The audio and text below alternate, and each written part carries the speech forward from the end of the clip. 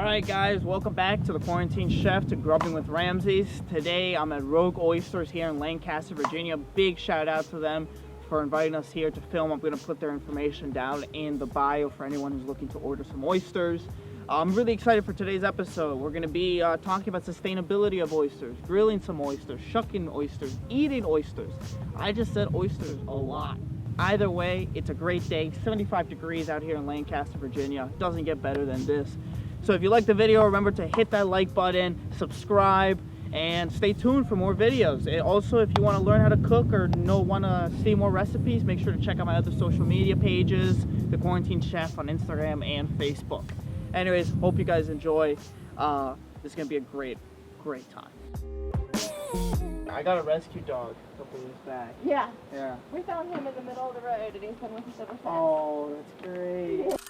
When'd you guys move down here? So, on and off. On and off. Okay. So my family bought this property in 2015. Yeah, well, we would leave Friday night after work, so we'd leave by 6:30 or 7 and get down around 10 or 11. And then, yeah, Sunday nights we'd leave around 8, 9, 10, whatever, when we were done working. So, and then, I guess July of 17. Okay. No, July of 18, excuse me. We put our first oysters in 2017. July of 18, he quit his job and moved down here full time. Wow. And I'm still working in Alexandria. Yeah. Full time.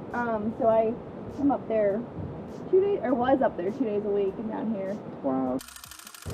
More of the expert, it's more my goal. Okay. I drive the strategy and he's the science. Okay. And execution, but like it is our goal to be a climate positive, carbon negative business.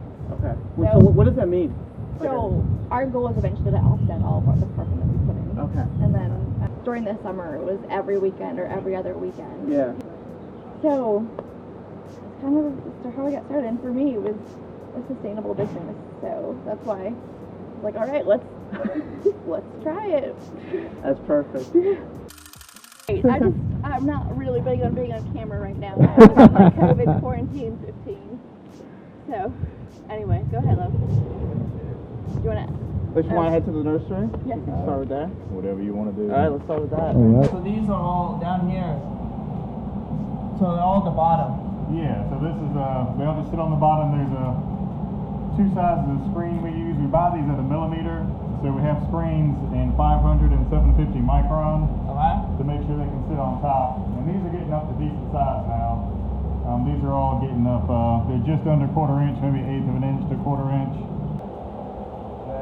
So this is the nursery here at Rogue Oysters. So it's just a giant bathtub, and each of these buckets they have the tiny little baby oysters that grow up to be the big oysters that we eventually eat.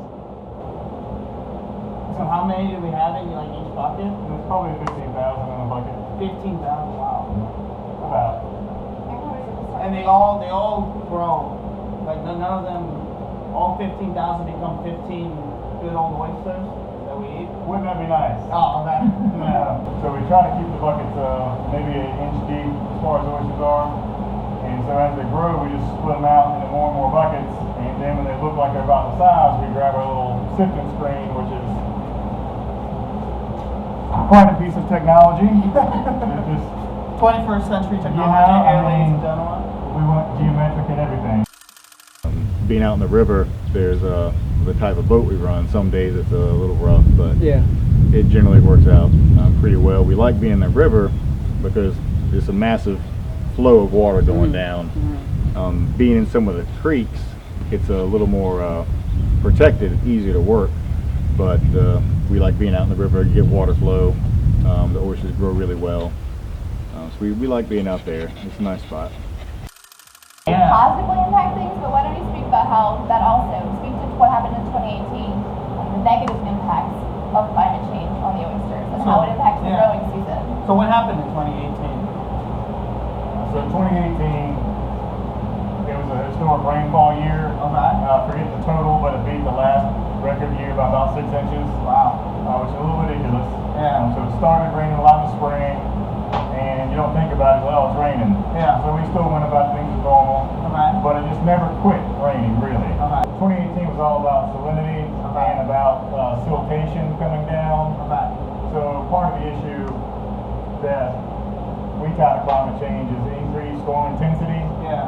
So we had, there were a couple of storms, at least one in September where it dropped 15 inches of rain. If the oysters are covered with mud, then when the natural oysters, the natural spawn wants to set down, all they see is mud. They can't attach right, they don't know where to go. It causes a pretty big problem with the whole cycle.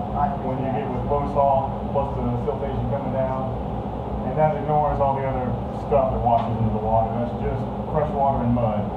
And that's So like different rivers in this area, in the Chesapeake area, do they impact flavor at all, or what's the big connection between flavors and oyster? So the most obvious one is salt. Different areas of the bay have different salinity levels. So if you get up the Rappahannock, you get a lower salt, sweeter oyster. You get down toward the mouth, a little saltier. You go ocean side of the eastern shore, you know, you're getting full salt impact. But behind that, you get a lot more subtle flavor profiles. We can go walking shot as we're walking to the marina. Oh yeah, they're We heading can out. talk about that. Sure. Yeah.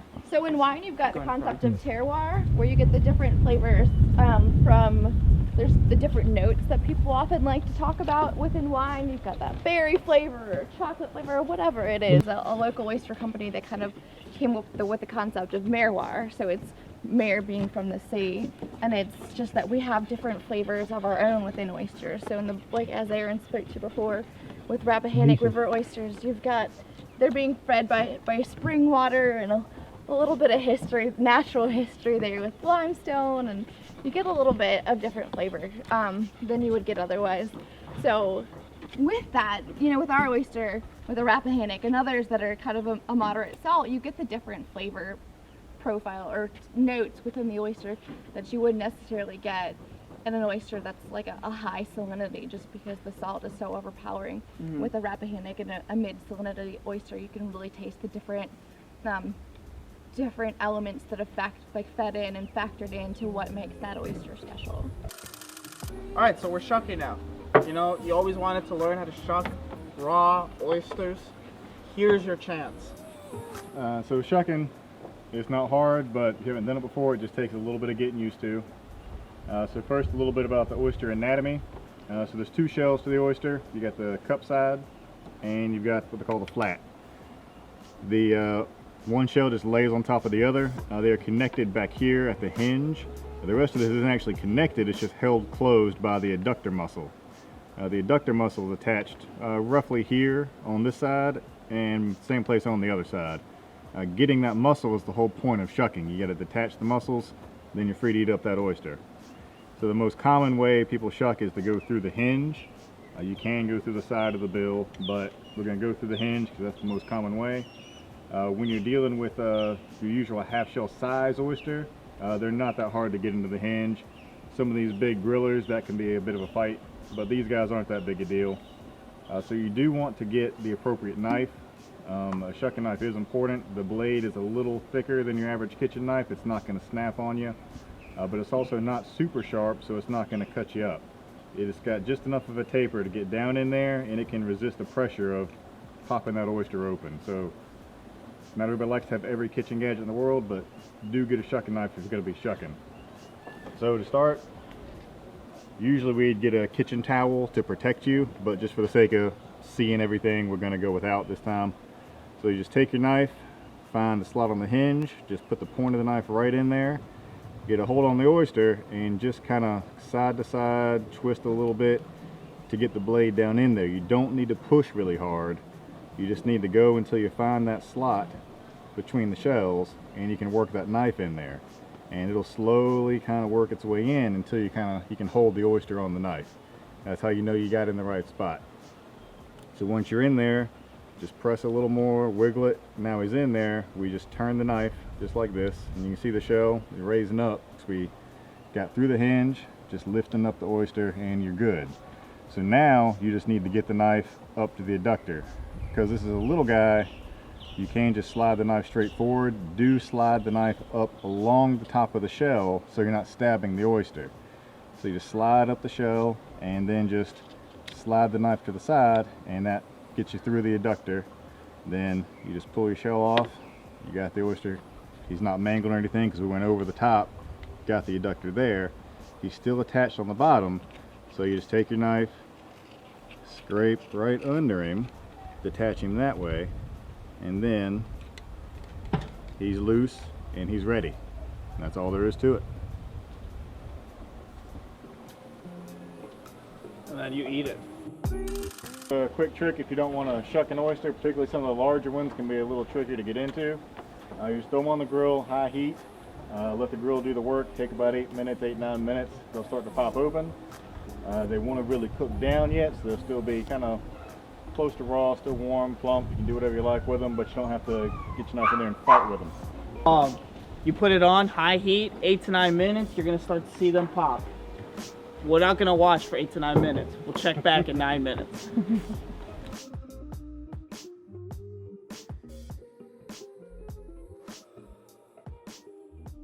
So they're at the end of the time now.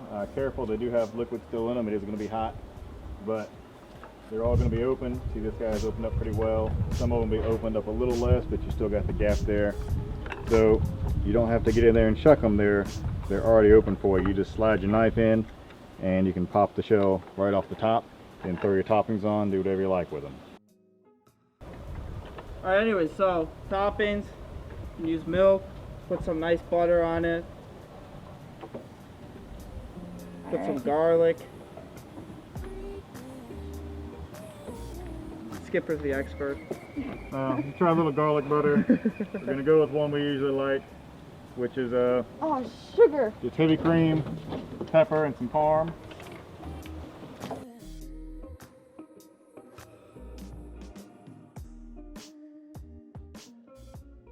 Step number 2, you're gonna put it back on the grill so you can melt the butter, melt the cheese. If you're really too hungry, I guess you could eat it immediately, but you know, it's so much better to just go through the whole process. It feels so much more satisfying. All right, well, cheers.